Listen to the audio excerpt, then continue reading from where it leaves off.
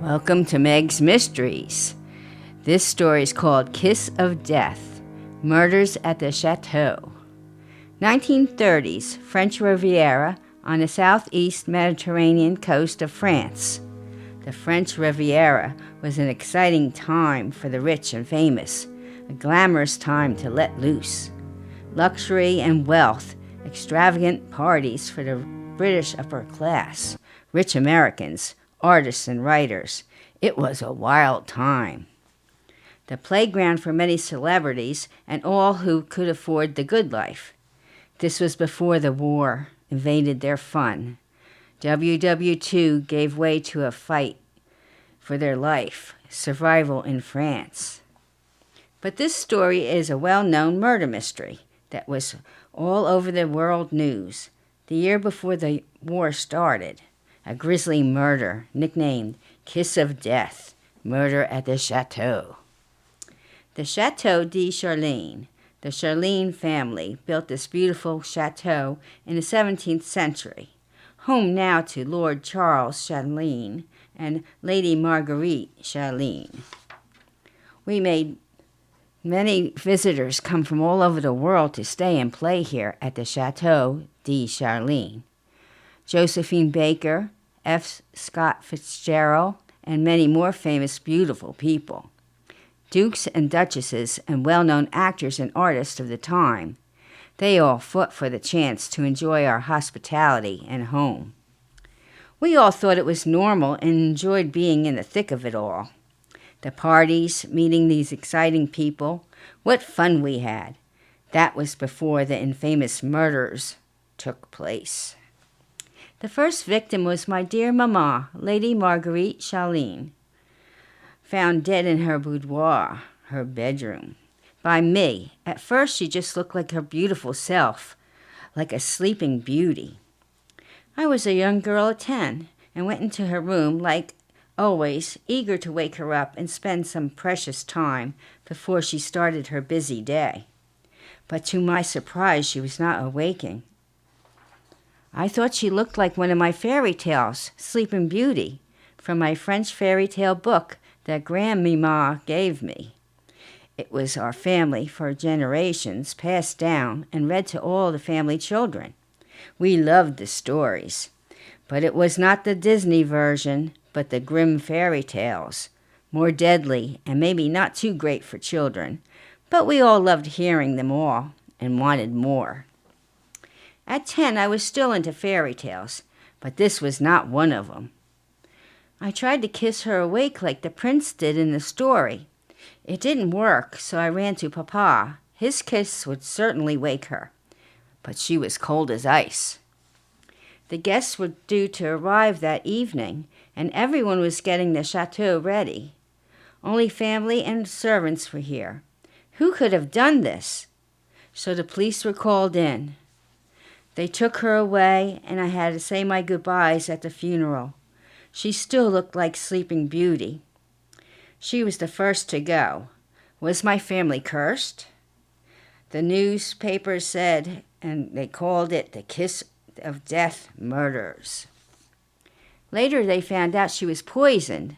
Somehow someone kissed her with a poison on their lips, but how and why? The second murder, a family member staying with us. Mama's younger sister, Clara. She came to take care of us. My 2 brothers and my 2 sisters and myself. Papa was at a loss without his love, so he was in a state of depression. Clara was in charge now, bossing everyone, servants and us, like she owned the place. She was also looking to get Papa to look at her in a different way. My brothers Charles, Jacques, and my sister Angelique, Giselle, and I, Marguerite. I was named after Mama, but they called me Mimi. I used to say Mimi all the time and wanted to be included in everything, so they nicknamed me Mimi.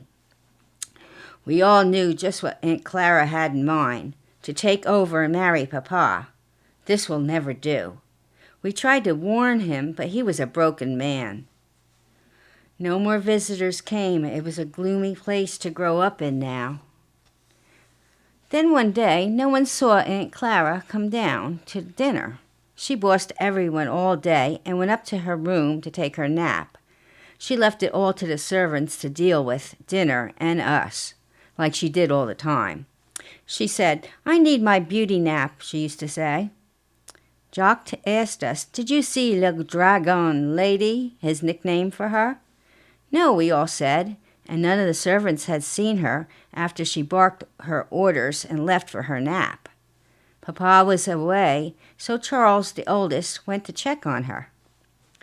He found her sitting in a chair by her mirror, strangled with a long braid of hair, a page from Rapunzel's story in her hand. "Rapunzel, let down your long hair." This was strange, another line from one of the fairy tales from our book. She was always fussing about her long, beautiful golden hair. How appropriate. Well, this was sad, but she was trying to take away Mother's place and get Papa to fall in love with her. What about us? We knew she didn't want us around. Now 2 murders at the Chateau. The place was getting a very bad reputation. Murders and no clues as to who or why. Only the fairy tales connected each one. This book was in our family for generations and read to all the children, and now it's in my possession. Well, life goes on, but living with the mystery murders in our own home took a toll on all of us. Some of the older children were sent away to school. I was left here with Jacques and Angelique. Charles and Giselle came home for holidays. Christmas time, we all started to look forward to being together again. Charles and Giselle were due back for the holidays. The place was all dressed up with decorations and lights, trying to get back to normal. Even Papa was trying his best to move on, but this was not meant to be. Along with Charles and Giselle came Rosalind de Muse, an old family friend of the family, Papa and Mama's best friend. She now lost her husband too, and now a widow. Another woman came to take over. She started rearranging everything, did her party plans, and telling us what to do. I overheard her on the phone to someone. "I would like to send all the children away. I will work on Charles, but he is very stubborn. But I have my ways," she said. Yes, I was eavesdropping and heard it all. I told the others her plans. Days before the holiday celebration, more family and friends came to stay over, just like the old days. But it just didn't feel right. Not to us. We missed Mama. And this woman was trying to take over. Papa was too busy to notice. A nice sunny December morning, the gardener found a body, Rosalie, sitting by the bushes. The dead rose bush. It was winter, and only thorns and dead leaves left. No more lovely roses. Only dead bushes and a dead body. She had a wreath of thorns around her neck and a note. Beauty and the Beast. You are a beauty, but you are a beast in disguise. They found that her neck was broken and her body placed there. It was murdered by the same killer? Our only fairy tale was the connection again. The killer was getting bolder, but the war was now starting, and the news was on that now. WW2 and the invasion of France. The murders were put on the back page now. No one cared to find the killer. We were all sent away to America with family and friends because the threat of war was here. Angelique and Giselle and I lived with our American family. The boys and Papa tried to stay until it was too dangerous. The chateau was partly destroyed, but redone after the war. Papa died, and Charles was the last Lord of Charlene to live there. He had no children, and we all stayed in America and had our own lives now. I am now in my 90s, and this is my last entry in my memoirs. It was time to tell it all. I confess. I, Marguerite Charlene Upton. I had a great life in America. I married John Upton, and we had 4 beautiful children. But now I will tell you how and why the murders happened, at least 2 of them that I know firsthand. At 10 years old, my mama was murdered by my uncle Maximilian Charlene. He was living with us. It was his family home, too. He was always after mama and jealous of papa and our happy life.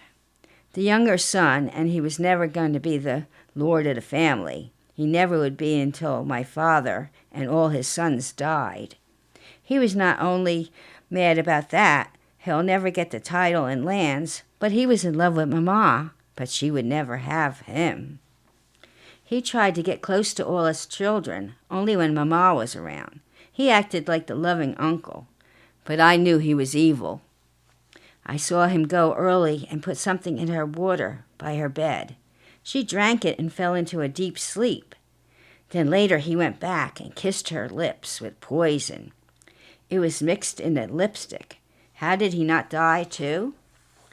The lip gloss with the antidote and then the poison on the lipstick. It just looked like she had her lipstick on, and I heard him say, "Sleep well, my beauty," and then he left and never returned again. I heard he was killed later in the war. I knew who killed Mama, but no one believed me. I was only 10 and made up stories all the time, they said, living in my own fairy tale world. It couldn't have been Uncle Max. He was Papa's only brother. Why would he do it? Now here's my confession. I did the other 2 murders. Only 10 and 12 years old, I took the idea from my favorite fairy tale book and Uncle Max. Aunt Clara. I took sleeping pills and put a lot, almost half the bottle, into her cocktail. She always drank while she was getting ready for dinner. She would say, "I need a pick-me-up to get me through this family dinner." Yes, I was eavesdropping again, and she was telling her maid she always had a cocktail waiting for her on the dressing table as she applied her makeup. So I snuck in and added something to her drink. When she was out cold, I waited. The maid went into the other room to get her gown ready for the next day and her dress for tonight. I had a little time, and I strangled her with a long braid from my Rapunzel doll that Mama gave me. I was a little girl, but very strong and determined to get rid of her. I put a page from Rapunzel in her hand from the book. The second murder, a family friend, Rosalie the Dragon Lady. I did it again, but now I'm 12, and she had to go. I came up behind her and pushed her down the stairs. I had left my dolls on the stairs one day, and she yelled at me and made me stay in my room all day, no supper. Then she threw my dolls away, the ones Mama had given me. So the next time I saw her going down the stairs, I pushed her to her death, and she broke her neck. Jacques found her body, and I was just standing there. I told him what I did and also why, and about Aunt Clara. Jacques helped me move her out to the garden, and he put the wreath of thorns on her neck to look like the same killer came back. And we put a note, Beauty and the Beast, to link her to the other 2 murders. We both did our part, and I knew Jacques would never reveal any of this. Well, now I'm at my last days, and Jacques is long gone. He did live a great life, dying at 80. I do miss him terribly, but I'll see him again and the others soon. I'm at my last days, the end of my life, so I came clean. My children are all old and have their own families of their own, still in America. I got my inspiration from the old family fairy tale book. P.S. I never read those stories to my children and never passed down the book to future generations. It was destroyed when we all came here to live our new lives. It dies with me. This is my true confession and my story. Happy ever after now. I take my last drink and sleep the eternal sleep. The end. I hope you enjoyed this story. Come back for more on Meg's Mysteries. Until next time, enjoy your evening.